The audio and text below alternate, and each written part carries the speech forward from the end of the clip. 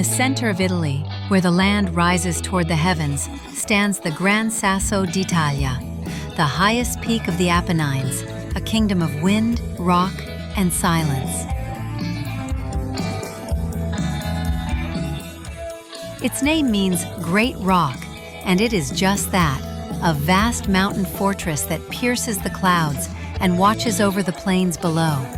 From the towering Corno Grande to the rolling Campo Imperatore, known as the Little Tibet of Italy, this landscape stirs the soul with its raw, untamed beauty.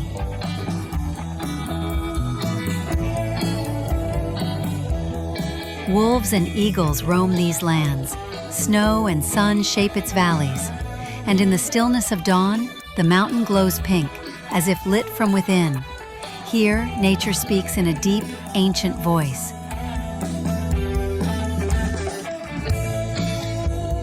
Gran Sasso is not just a mountain. It is a place of reflection, of challenge, of wonder, a sanctuary for those who seek freedom in the vastness of the sky and truth in the silence of stone. This is Italy, beyond the cities, wild, sacred, and eternal.